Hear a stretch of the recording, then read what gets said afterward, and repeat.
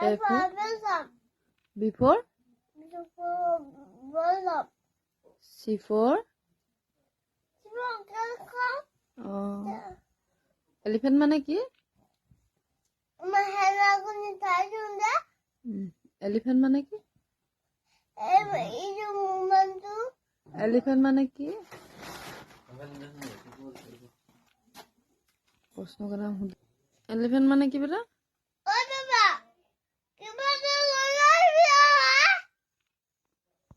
elephant মানে কি monkey মানে